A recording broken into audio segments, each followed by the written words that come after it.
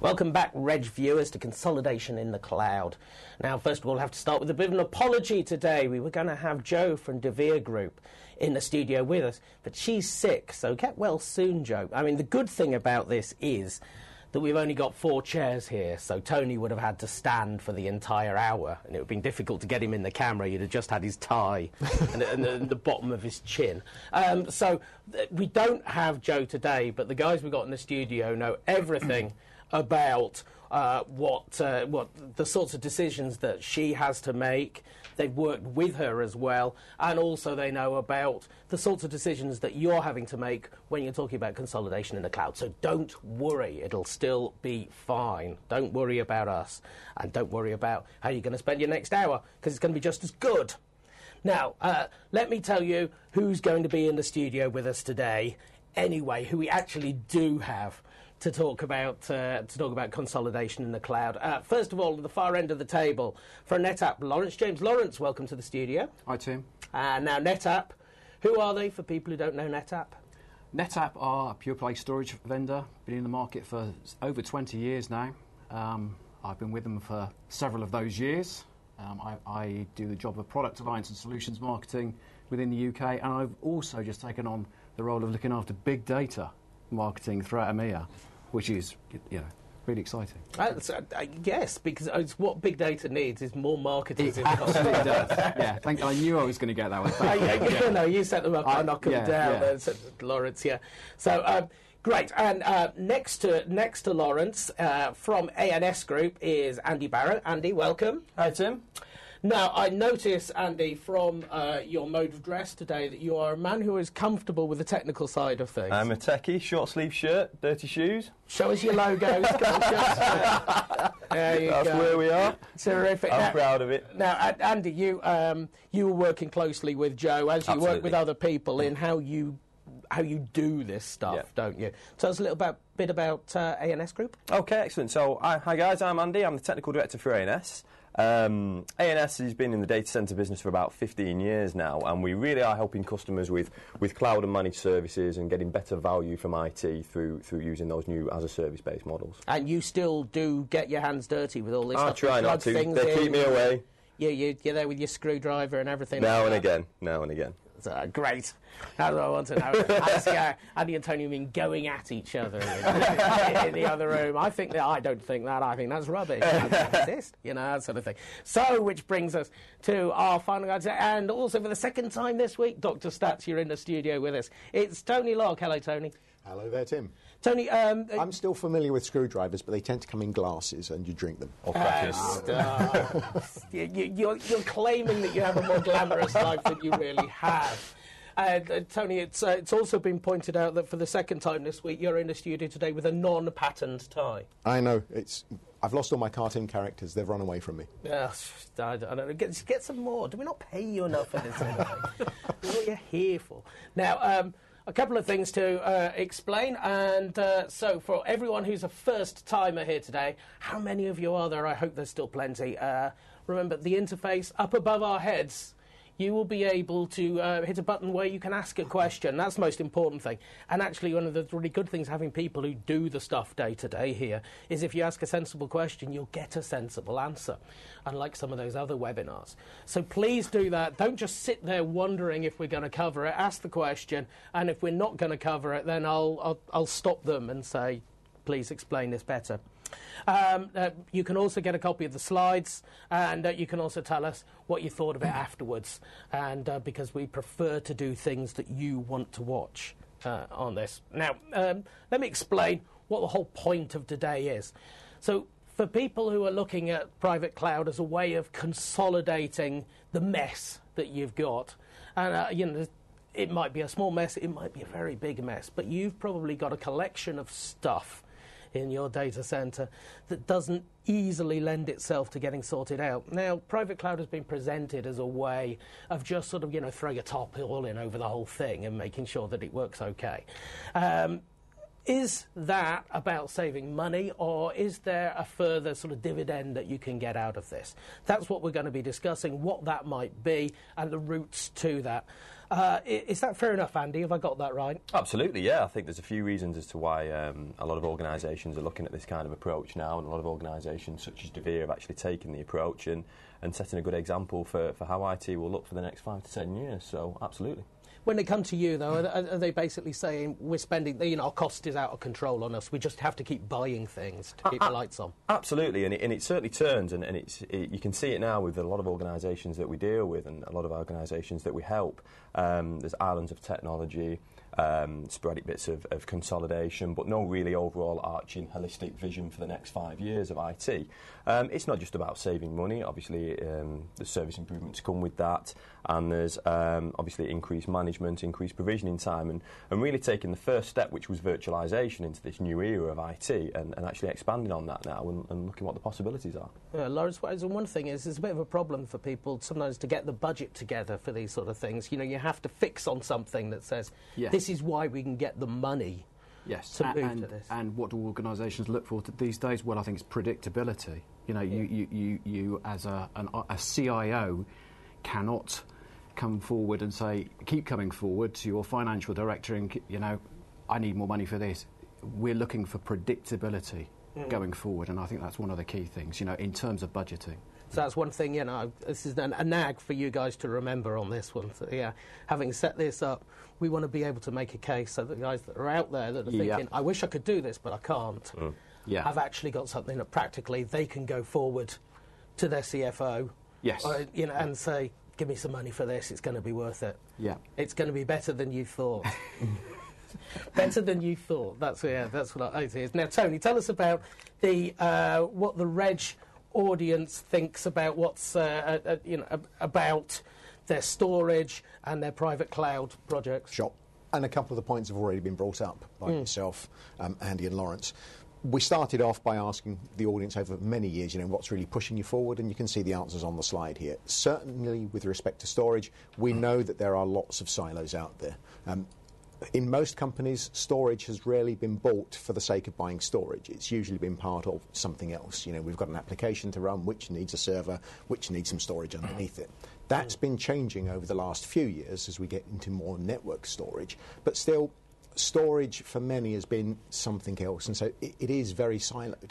The other important point about the predictability of costing is that data volumes have been growing incredibly, whether it's multiple copies of stuff being kept, the size of files alone, the amount of information being collected. They are growing dramatically almost across the board. There are very few companies that say, data increase is no problem for us. We don't have that. It's not the case. So looking after those expanding data volumes while keeping the costs under control are all in there. But there's been another couple of factors that the Reg audience have told us have come into play. People want more access to the information. They want to get access to it in different ways, maybe using applications that come and go much more quickly than in the past, where it might have been we decided we're going to put in a new application and it's going to take us 3 years to write it, and then by the time we've got it, we probably want to do something else anyway. That's changed, so greater access, much faster to respond to changing business requirements. All of those are in there, of course, with the underlying proviso of keep the service quality up. And one of the things that, again, is noticeable is that when it comes to storage, people know when they can't get access to their information. It's pretty clear. It's a black and white case. So that's no longer permitted. Trying to identify a time where users cannot reach anything. When I was an IT guy, it was okay, you could do some work at weekends. Even that began to shrink over time, and now almost all companies, whether they're big or very small, they're working 24/7.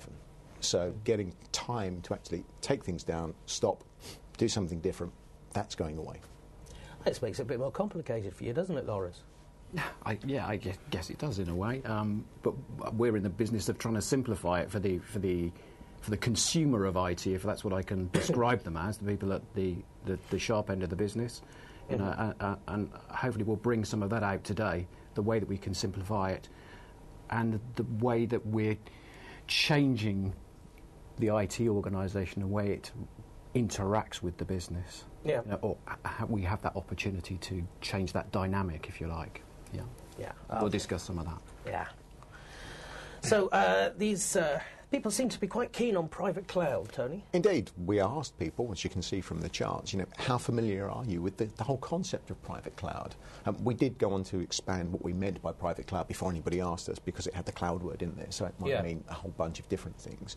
But essentially, we were talking about much greater flexibility to use things as demands change, ease of management, faster to actually provision service and deprovision service, but really it comes down to management ease, flexibility, and just wrapped into that are some of the things around cost in terms of making sure we're not spending too much, which in storage terms in particular is really difficult because there are quite often 99 copies of everything, even if that's just an email file with a PowerPoint attachment in there, which can start consuming significant amounts, so to help that predictability. But even beyond that, people are comfortable with the idea, they think they understand the idea, but there's also quite a lot of people in the register audience when they did this survey last year that told us, we've actually got some of those capabilities already. And a lot of these are early adopters. I was going to say, this is a suspiciously high number. The numbers are suspiciously high, and how cynical we are when it comes to analysing the data, but there were a lot of people in here that were working for service providers. There were a lot of people that are actually using some of the capabilities, not across the board, but in particular, silos of cloud, if you like. I'm not quite sure what the verb would be there or the noun would be, but yes. Now, could you have a column of cloud? I don't know. Of cloud. Sorry. And Andy, is when you're talking to customers, are they as aware and as forward-looking as this implies? Yeah, absolutely. I certainly think if the same survey was maybe done 2 or 3 years ago, it would have been hit with some confusion and some spurious results. I think now people are starting to understand that cloud is a term basically for an overarching set of as-a-service models, and from that people starting to understand that the whole idea of freedom of where a service may actually run, the on-demand provisioning, the way that we don't buy traditional servers anymore, we buy attributes of servers in maybe CPU or RAM, we can scale it on the spot, it's a more consumption-based model and I can reduce the waste. I think that some organisations now were sceptical at first, are actually looking at it as less of a threat than maybe what they did 2 or 3 years ago, where they thought, do I just give everything to the cloud and where does that leave me? I actually think now that people are seeing the benefits of that and seeing how it can help them in the day-to-day job and actually fundamentally provide a better service at potentially reduce costs moving forward. Do you get people coming to you saying, I want a private cloud, or do you get people coming to you saying, I can't do this? Yeah. Can you help me out? Yeah, we get a mixture of both, to be honest. And I think that some organisations now are certainly where they've been running on technology that kind of predates the internet, which has got a lot of aftermarket extensions, aftermarket modifications, maybe invested 6 or 7 years ago. They've never had the budget to actually realign to a new IT strategy. They've always had bolt-on budget. I think now we're starting to come back and say, right, there's a break point now at which this has to stop. I'd like to look at how we can manage this easier, how we can streamline it, how we can provision faster. Before we came in, I heard the term of IT is the easy scapegoat. I think you mentioned it yourself, Tony.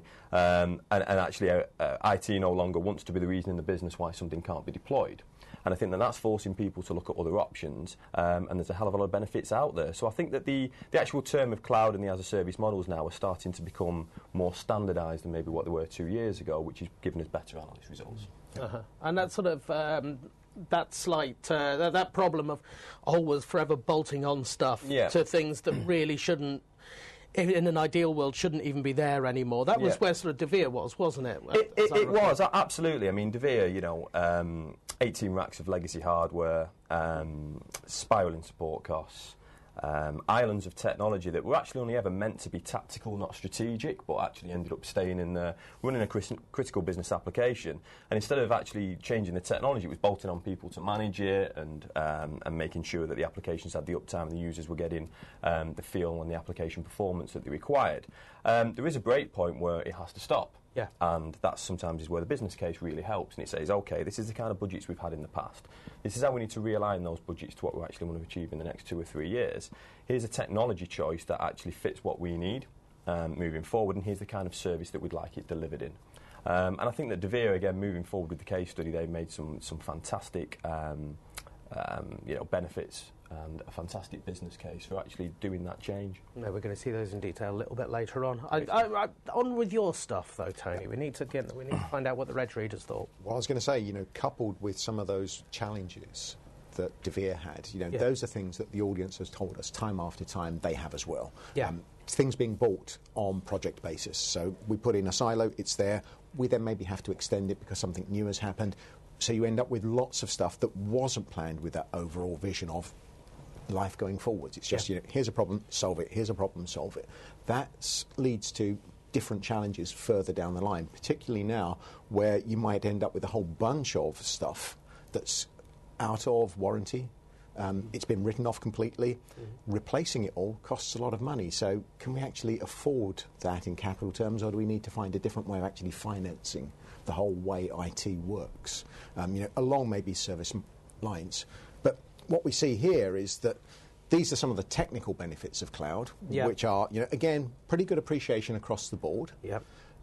Wrapped around management, speed, flexibility again. But what's interesting in particular here is that the people that have already done this, those early adopters from the previous slide, think there are even bigger benefits in there. More of them experience the good stuff. So that there really does seem to be some goodness in this. But actually getting there, how to move forward, is clearly core problem, because no one's going to chuck away everything they've got today and start again. That's very much the exception to the rule. There are some people who can do it, not many. But finding that business case, as you said, that makes the issue, cost is going to be maybe one factor. But then how do you put value on some of these softer things that we're going to be talking about in terms of improved quality, better access, easier to make decisions, quicker to change in response to business needs? Those are things that getting the business case actually approved down the line by non-IT folk can be challenging, and the register audience have told us this on many occasions. Yes. So, I mean, the good thing, though, is people who've done it are seeing more benefit than people who haven't done it. Like the people who have done it are seeing more benefit than those who haven't done it yet are expecting. They're expecting that, yes, exactly. I was going to say, because if they haven't done it, then experiencing the benefit can be tricky. Yes. Unless you believe marketing. Yeah. Next slide. Okay. So, and again, just pushing on from the technology side to the financial benefits, again, there's an overall acceptance that there probably are some financial benefits here, but how do we actually get to realise them in the first place? It's fine when we've got them in there. We can see that maybe the TCO is going to go down, our running costs are going to go down, we're going to be able to do things more effectively, more efficiently. We can maybe focus on the value-added side rather than the keeping the lights on side, as it's called. But it's actually how to make that change. How do we get from where we are into this, nirvana of the future? And that's the challenge. But again, there's wide acceptance that it certainly makes sense. So people understand there are technological benefits, there are financial benefits inherent in using this Uber methodology of flexible infrastructures rather than individual silos that can be managed in response to changing requirements. But again, making the change is one thing. Getting people to accept the risk of making change is always a big challenge, particularly around storage, because we know that that access to data is really important, and you've got to make sure that the data is all uncorrupted. And if you're using new protocols, well, maybe someone needs convincing that they're just as good as the old stuff. Well, that's not easy, is it? It's not easy at all, and that takes time and effort to actually educate people. But again, one thing with storage is there is a lot of waste out there. I mean, if people go out and you ask them, how much storage have you actually got? The answer is usually, I know roughly, and then when they go away and actually do an audit, they find they've got lots more. But how much of that is being used effectively is a very different matter. There's over-provisioned, there's multiple copies, all of this stuff wrapped in there. I mean, even I know that you buy too much storage, because, you have to, don't you, Lawrence? Well, do you have to? There are numerous tools out there to help you manage that. So, Tony spoke about copies, and this is one thing, when we do our analysis of lots of customer sites, you will see them flooded with copies. Test and development environments are a good example of that, where you've taken a copy of production database or multiple copies for the test and developers to work on, to produce the next latest, greatest application.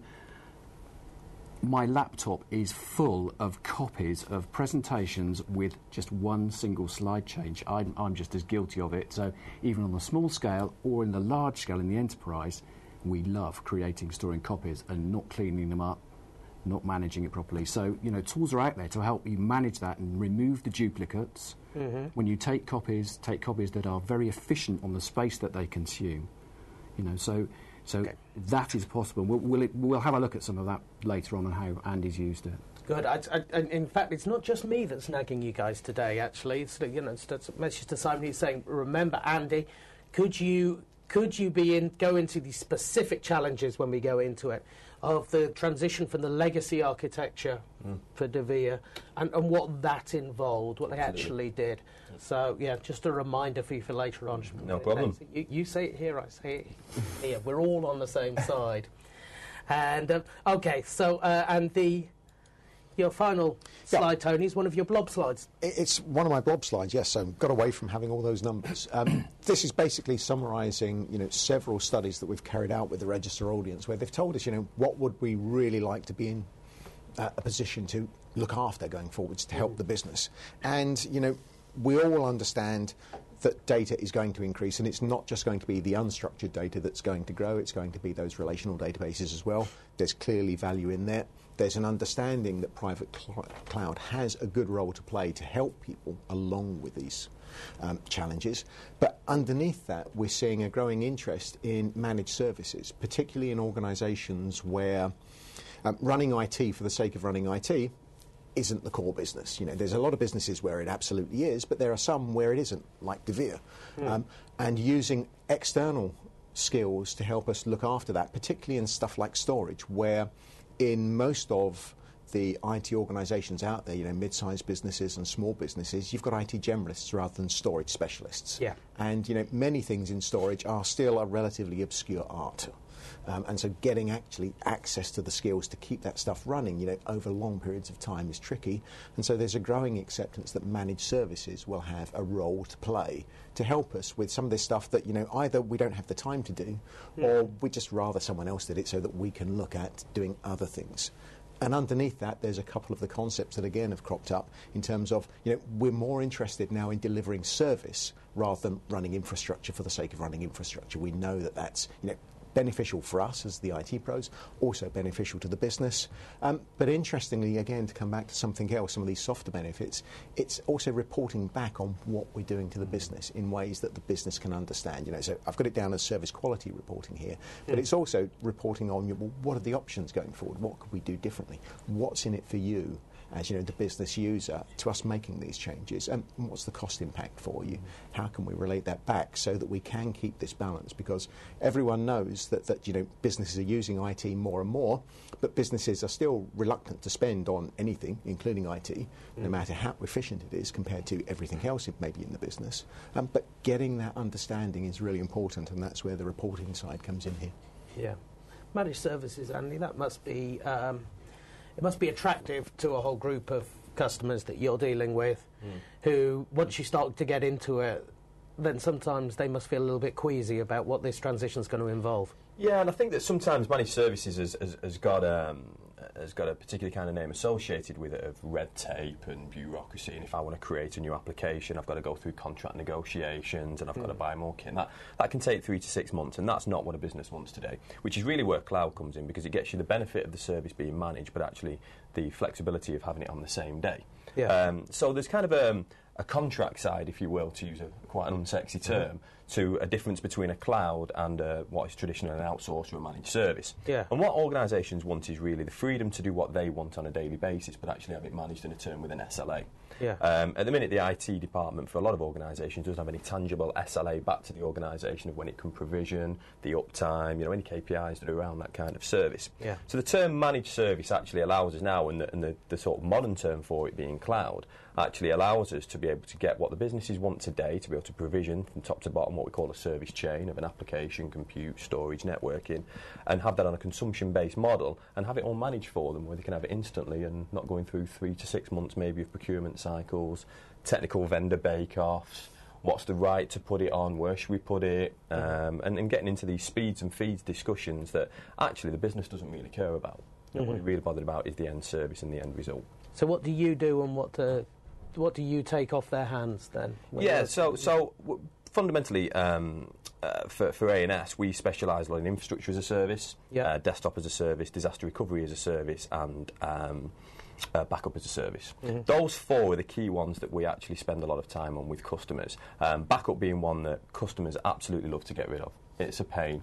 It's horrible, tape-based, and people do focus too much on the backup and not the restore. It's the restore experience that certainly enterprise organisations are looking for. Backing up is actually not that difficult. It's actually restoring an integral copy of that data in a timely fashion, and actually making it usable again back to that organisation. So the backup as a service is a popular approach for organisations looking to embark on some kind of cloud service without jumping in with both feet straight away, and we find that's extremely popular. Infrastructure as a service is popular throughout multiple verticals. SMBs love it because they haven't got the resource to manage something like that.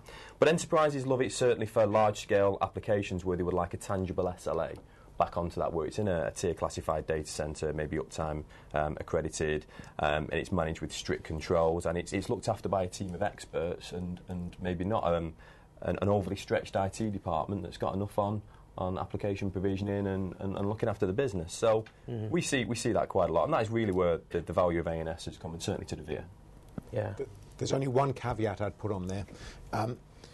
The phrase, consumption-based pricing was used there, and that's fine, but organisations still need the predictability of the pricing. We can't pay, per gigabyte stored or per month. We need some way of budgeting for this going forward. So organisations still want to take these services, but in a flexible manner, so that we know how much we're going to be paid. If we want to do something different, add to it, then okay, we've got another chunk of predictability.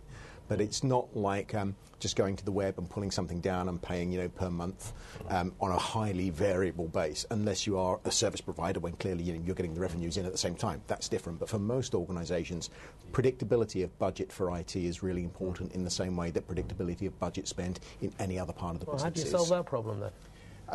You've got to basically put in contracts in place so that you've got a capacity for a certain time, and if you need to change it, you can. There is certainly a slight... sorry, Lawrence. There is certainly a slight difference in a business cloud and a consumer-based cloud. I think some people automatically, when they think cloud, think of some large players that do credit card-based. Maybe the support is done via email and you can't actually speak to anyone. It's all provisioned by yourself, and still what you're actually getting is an infrastructure stack, but actually is it best practice? Has it got a tangible SLA? A lot of businesses want the benefits of a managed service with the flexibility actually of kind of a consumer-based cloud where it's a little bit more on demand and I can maybe flex some services myself. So I think it's the choice of that provider as well in order to do that is a key factor for an organisation looking to embark on that. Yeah. And support's a really key element. Absolutely. And that's one thing that hit Vere, wasn't it? In terms of, that they had done a lot of acquisition, and through that acquisition they had a lot of disparate IT systems that were managing, service contracts going out of date, lack of predictability in their cost model, and they were just unable to plan strategically, which is where you guys came. Yeah, a lot of it was around standardising and simplifying and putting it all under a simple banner. And moving forward, it was about making sure that they could get the scale that they required, and IT wasn't becoming the hindrance to the organisation moving forward. It was actually promoting it. Yeah. Well, let's look at some details of the decisions that can be made and the benefits of making those. So first of all, we're talking about uniform scale. This isn't something that's come up in our Regcasts before, Andy. You're the first. Okay, I'm privileged. So uniform scale. I'm sure it'll come up 100 times in the next standard Regcast. The challenge with a lot of IT infrastructures today is they don't conform to something that we're now starting to see as uniform scale. To use an actual example is going to be better for some of the audience. A typical blade centre is what we call, a compute blade centre is what we call per square foot computing. It's a set of infrastructure, that is within a rack that takes up maybe 10 or 12 U, whatever that may be. And actually, it's very interested with what happens within that per square foot. It needs its own networking, it needs its own management, it has its own blades, and it has its own modules and its own suite around it. The challenge with when we actually scale that infrastructure moving forward is typically there's a break point that happens where we need a midterm upgrade. So I've got some budget for a project, and that budget may be aligned for 3 to 5 years, and I hit 18 months and I need another blade, and I've no slots left. And the problem that you have with that is that now there may be £150,000 capital expenditure required just for one more service. Yeah. And what it creates is these breakpoints, these mid-term upgrades. We see it in storage, we see it in networking with core switches, top-of-the-rack switches, end-of-the-row switches. And what it means is that you never actually get that nice plateau where we've used the term predictability so far today, and it doesn't really give me that predictability, because as the service grows, what I need to do is capacity model what that looks like financially and use some data center economics of what it might be in 3 years if we scale at and we assume a smooth curve. We assume a smooth curve until we get a year into it, and we maybe need some more storage, and I haven't got any more ports left, and I've run out of ports on the controller, which means I need to buy a new controller, which means that now we're into 2,000, 300,000, 400,000, and it breaks the whole cost model moving forward. That's very difficult in a service catalogue based environment where you're doing showback and chargeback, some of the terms that we'll talk about a little bit later, because actually it breaks the cost model of the service, because really I only need another set of virtual machines operating. At the very least, it makes you look like an idiot. If you have makes to go you look like an idiot yeah. going back asking for more money. And this is the challenge, really, which is why we kind of see the scrap heap challenge of IT, where we make it work with what we've got, which is when we see a decline in service because it's not fit for purpose and that application has not really got the requirements that it needs. And what we see is you can actually model it on storage, you can model it on compute, you can model it on networking, and it's the associated costs around it. It's not just about buying more storage, and they need more ports, which need more transceivers, which need more licensing. And the challenge in the data centre today is that we typically cable for connectivity and not for the bandwidth that we actually need. I walk into a lot of data centres, I can see 2,000, 3,000, 4,000 cables, and they're all running at maybe 1%, 2%, 3%. What we're really trying to do is when we're looking at consolidation, we're looking to actually look at that uniform scale, is how do I get more data running over the same cable?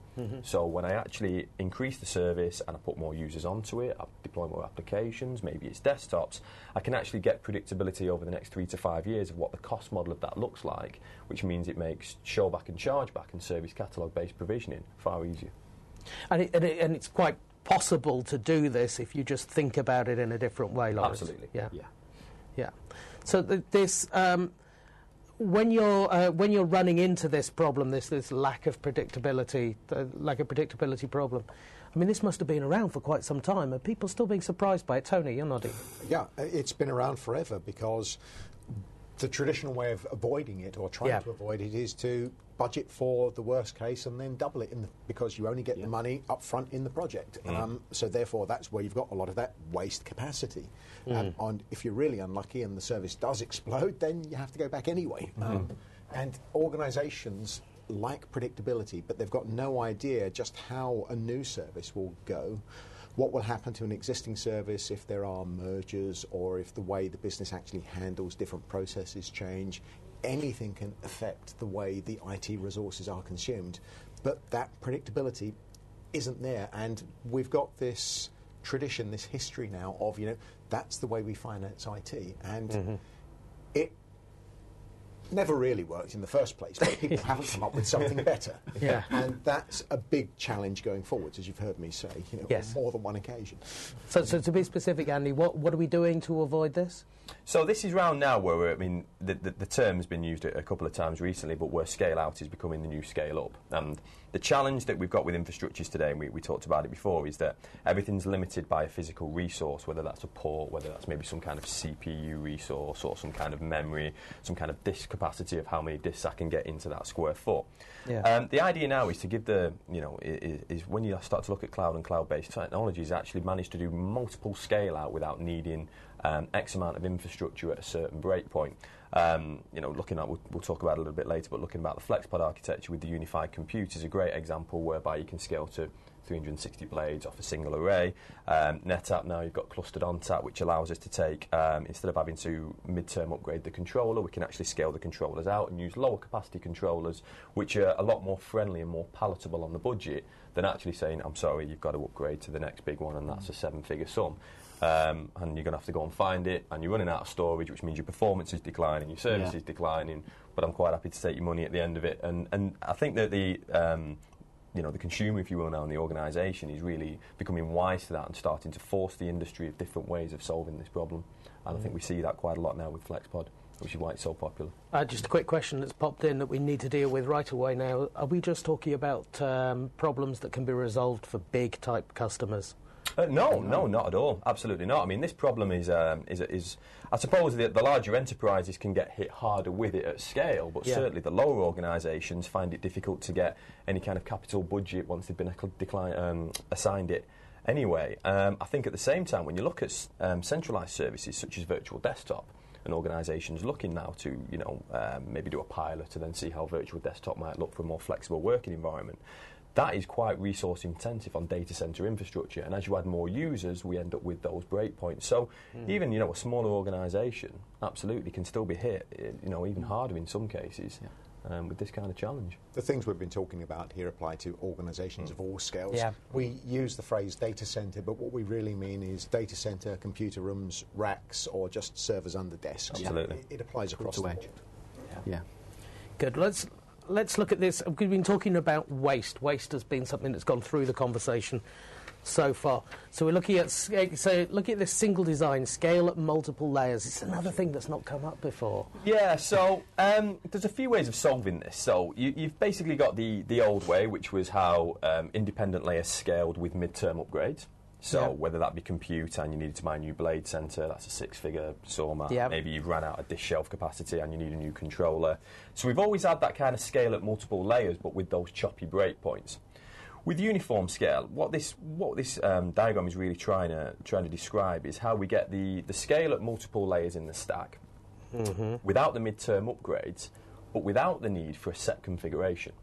Now, there's some market solutions that actually supply set configurations whereby you buy everything in a rack and it's a 0 or it's this does 1,000 users, this does 2,000 users, this does 3,000 users. But organisations in reality don't really scale like that. And if I do, maybe I want 501 VMs, I've got to jump to the next one. What that actually does is create more waste. Because actually, at somewhere in the stack, I've got too much of something, and somewhere else I've got too little, which is forcing the upgrade. Now, for some organisations, that may be true, and they may fall in line with that, and I'm sure that they're out there. But with a FlexPod-based solution, we can actually meet the customer's needs, still get the agility and the flexibility of each layer, but actually meet the customer's needs by, if I need 100 blades, that's great. It's a validated design, not necessarily a validated specification. Right, so Lawrence, this is fundamental to the sort of thing that you're doing, isn't it? Yes. Because these integrated stacks seem to be, I can see why they're popular, because, because you buy the thing, you plug it in and it works. But you're saying that this isn't solving the problem quite in the way that many vendors say it does. Well, our whole rationale for coming to market with a converged infrastructure, if you like, was, as Andy said, to deliver a stack solution which flexed at each layer. So whether it's the compute, in the network, or in the storage, and not come out with set, I would describe them as SKUs that you buy. You go out and say, it looks like this, it supports 1,000 users. We know nobody buys like that, so we needed something that scaled at each of those layers and that provided a certified, validated infrastructure. And really that takes a lot of the, I wouldn't describe it as guesswork, because I know I spent 20 years working in IT trying to bring components together, doing the what works with what in the lab, and the amount of time that takes, that validation takes before you can move that infrastructure into production was prohibitive. It meant that we gained no velocity. These days, businesses are looking for responsiveness, and we wanted to cut that piece out for the customer. Bring a validated design that they could deploy quickly, and I think, Andy, you had some numbers around, how quickly you can stand one of these systems up, and move out, and. Absolutely. I mean, whether in the past it was the enterprise organisation or the IT department of any kind of organisation that was standing this up themselves, maybe they got the components together, they looked on the internet or used some kind of best practice guide to kind of figure out what what kind of software revisions drivers needed to be on, maybe what switch ports needed to be on, what kind of cable, what kind of feed it needed. And whether the enterprise organisation was doing that themselves or maybe a provider was doing it for them, there's a length of time in order to do that and build it and carve everything up and plug it all in and get everything on the right version. Once you've got a validated design and an architecture that's actually very easy to be orchestrated and automated, it's really a matter of I don't want to make it sound too simple, but punching in some variables, and actually within a day or two we can have the stack actually running. We can have it on the latest firmware. We can have the IP addresses on there. We can have all the different storage carved up right for the applications, and it means that the time to market for that solution is a lot faster. With a private cloud-based wrap around that as well, it means that the organisation can be standing that up straight away, loading applications, migrating onto it, without going through that process that we had before traditionally of buying some compute, doing the vendor bake-off that we talked about before, maybe buying some fibre channel switching, buying some LAN-based switching, buying the storage controller. What type of controller do we need? Or is that going to work for our needs? What kind of disk do we need now? It's in a pre-validated give me some real-world examples, about how many weeks are we talking about? Yeah, I mean, it depends on what you're actually migrating. I mean, if you're actually standing up a solution from day one for a brand new application, that's ready to go straight away. We load the operating systems on there. Generally speaking, people are not.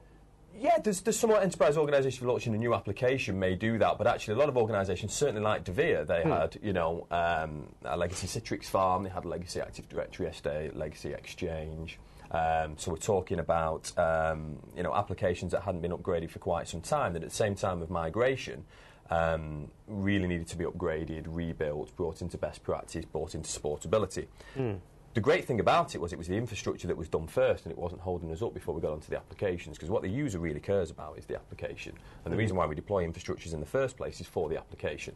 And before, what it was becoming was we can't upgrade this application because we haven't got the cards and the servers that we need, and we haven't got the type of storage that we need in order to support that.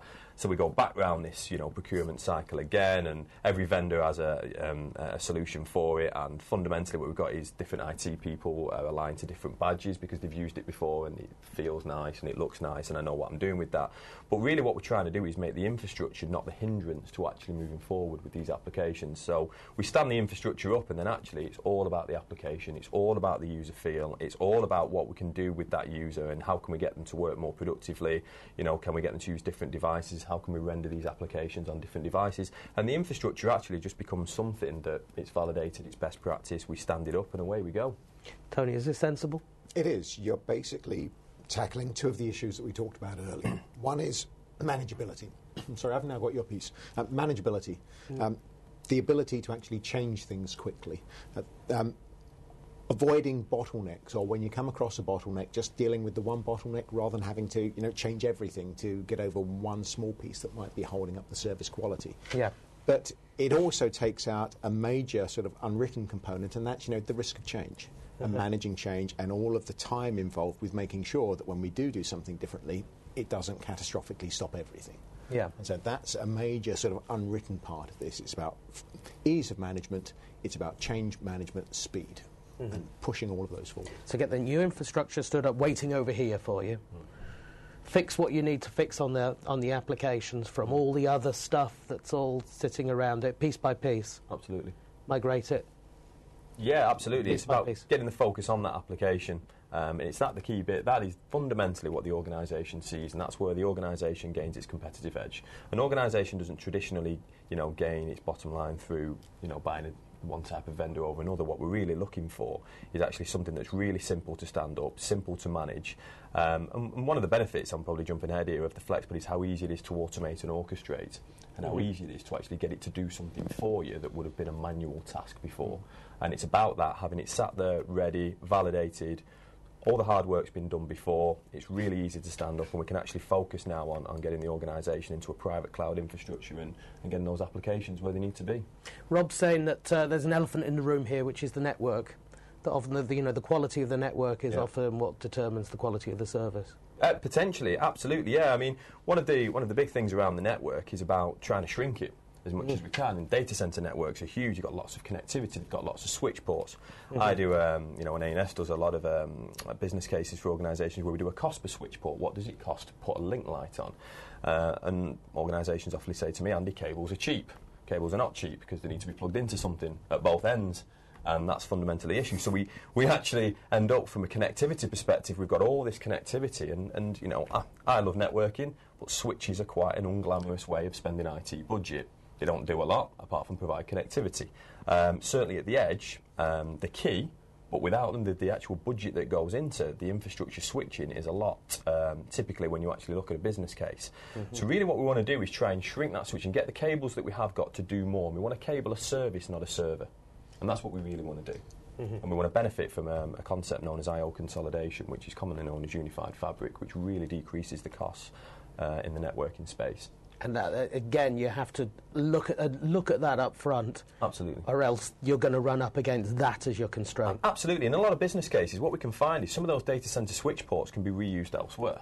You know, so if we've maybe got 30, 40, 50 switches in the data center that are used at the minute to cable servers, if we can go to a more system-based approach as opposed to a server-based approach, you know, at the minute we cable servers, and if we could centrally cable a system and serve the compute out from that system, we can take a lot of money out of the infrastructure and actually gain some really good benefits and ROIs through repurposing some of that infrastructure that was once being used. The flip side, again, is that networking skills are even more scarce than storage skills. So in the big data centers, sure, you've got the networking guys, but getting the change, you know, when you want to change storage or you want to change servers, combined with the networking and making sure that the connectivity is there and the security is maintained and everything, is tricky. Whereas, and in most organisations, you know, mid-sized and small companies, you know, you set up the networking and hope you can forget it until you need to change it again. Whereas if you've got something built in an infrastructure like this, it's much easier to change without having to work out, you know, all of the ins and outs of networking technologies, which is not easy. If that's your problem, we will be broadcasting Andy's personal mobile phone number. And he did say for the first 100 people that call. I'll tell you what is an interesting point, Tim. It's the move to 10 gig for a lot of organisations, and some people are thinking as 10 gig as I don't need 10 gig. And there's not many organisations do actually need 10 gig. If you're talking about raw throughput into a server, there's not many organisations need the requirement of that much bandwidth in the data centre. The interesting thing about 10 gig is it reduces the cost massively because it turns 10 cables to 1. So before we had 10 1 gigabit cables, and there's a cost associated with buying 10 1 gigabit switch ports. If you actually now do the cost comparison of condensing those 10 1 gigabit switch ports into one 10 gigabit switch port, it's not so much about the fact that, and the business case of what I see organisations say, I don't need 10 gig, it's not about that. You can actually get the benefits from a pure cost argument and get the increase in bandwidth anyway. When 10 gigabit's not new, it's been around for a long time. I think it was ratified in 2002. So, you know, we've heard of 10 gigabit for quite some time, but it really is getting some mainstream now because it's actually fundamentally a cheaper technology to cable with. It's a different kind of consolidation, really. Absolutely, yeah. Okay, Lawrence, explain to us a little bit more about FlexPod, because we've been referring to it as the thing. We have. Now, this is at the heart of what Vere did. It's at the heart of what the other customers were talking about. It's the heart of Andy's infrastructure 3.0 managed service. I want to just rewind a minute. So we're 2 years into this relationship with Cisco. So we came out with the first FlexPods 2 years ago. We've seen, I think, 2,000 customers worldwide now, 300 plus partners. You know, so it's pretty much gone everywhere. We've been really pleased with the adoption around FlexPod, and we've continued to develop it. And indeed, yesterday we announced some enhancements to the relationships. Since we put this slide set together, we came out with a new, and we had the question earlier about, you know, is this about large data centres or is it about smaller organisations? We came out with a FlexPod solution called ExpressPod. So we go from core to edge, branch to core, if you like. Or just small business. Yeah, small to big, small to, you know, large to small, however you want to put it. But we spoke about earlier, you know, it's a certified, validated design, not only from the hardware perspective, but also right through the software stack as well. So a lot of work with VMware, Oracle, SAP, Microsoft, in terms of validating the design against OS, right up through the orchestration layer as well. So it's not just about the hardware platform, and as we've said, it's keeping each of those layers flexible. You know, orchestration, as we spoke about in the green room before, is particularly important in terms of how do you achieve this, as I call it, sort of enabling the consumer of IT. We had some discussions around this. Perhaps we'll continue. I would like you to have it again now. We'll have a look at it when we get to the orchestration piece. But you know, extremely important of how you enable that consumer, you know, to access the resources, provision them quickly, sort of minutes and hours rather than days and weeks. Lots of people I speak to still, you know, it's a request to IT for whatever resource, and it takes weeks to come back. So it's you know, it's getting over those. Clustering we're introducing as well on the platforms. In terms of scale out, we talk about, you know, you talk about unified I'm talking about unified service. How do you maintain, rather than having step changes in service as you go through and retire old, bring in new, how do you get over that hump as well? Because I was talking to one large financial this week, and they still had kit in their warehouse that was a year old because they cannot find the planned maintenance time to actually get this kit into production. And the planning exercise, when they do have planned maintenance to achieve that, is just like the choreography around it is just mind-blowingly complex. And it's not all down to IT. In fact, No, it's the not. inhibiting factors are usually not IT at all. Yeah. It's the same way that provisioning might take weeks and weeks. It's not always IT that's responsible for all of that weeks and weeks. It might be getting some costing, getting some budget approval, going through the change management processes. So again, IT is the easy scapegoat, to be picked on and blamed for it, but it's not always IT's fault. No. One thing I picked up in the announcement yesterday was, and we spoke about this, was introducing standards into cloud, and because often customers are worried about lock-in. So one thing we have announced is adherence to the cloud stack, to also OpenStack, and we've also done a lot of work around object storage around CDMI as well now for the NIA standard. So there will, as part of the enhanced work with Cisco, we'll see that coming forward and going into FlexPod. So very positive about it. And So Andy, does FlexPod as a design, as an architecture? For you, does it represent the sorts of constraints under which you have to work on when you're dealing with these kind of guys? Yeah, absolutely. So, there's some key things about FlexPod for me, and I think I'll wind back a little bit. I think one of the things about the winner in this space really gets the management right. Yeah. Because the management becomes absolutely everything. So, moving forward, there's a lot of, if we take a lot of infrastructures that we have a look at from a business case perspective with customers today, they're very fixed, they're very proprietary management packs, they're very difficult, they don't really have particularly great APIs to be able to write into them and get some information out of them, whether that's for reporting or to actually tell it what to do. So I think moving forward, an infrastructure that's nice and open, that can have a choice of management tools to be able to orchestrate a service chain, whether that's an application, whether it's for desktops, whether it's for SAP, Oracle, whatever that may be, to actually provision top to bottom with a simple process and take some of that manual labour out that, sometimes creates non-standardisation. Two people do things in two different ways, and then we have a support problem. We don't get much reporting out of IT infrastructure, if any. We don't get much capacity modelling. It's usually in Excel, rough. So what we're trying to do now is make sure that we can get some value back out of that infrastructure. So something like a FlexPod, a FlexPod can be orchestrated with 5 IP addresses. It's completely API driven. There's multiple tools on the out there in the market that organisations can use, from Microsoft and the System Center Suite all the way through to BMC, Cloudpeer, Cisco Intelligent Automation for Cloud. And these now are tool sets that actually allow you to extract better value from the infrastructure, from provisioning, from reporting, that allow you to build a true service catalogue.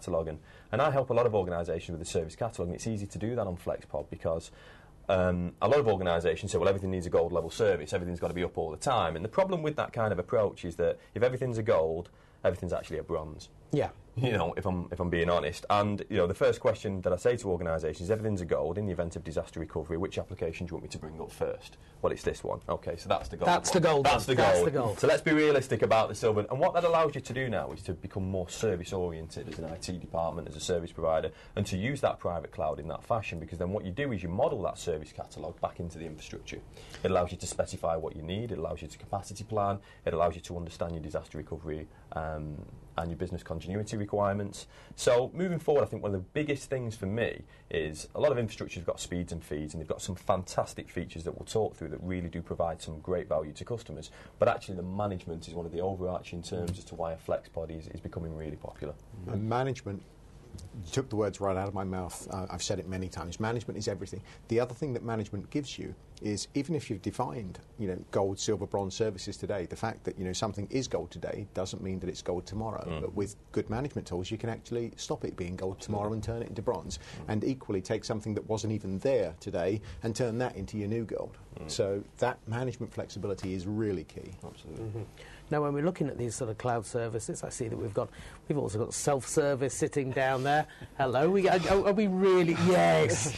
Are we really talking? This is where we had about our conversation earlier on. Yes. You know, and it goes. And I've mentioned it a couple of times now.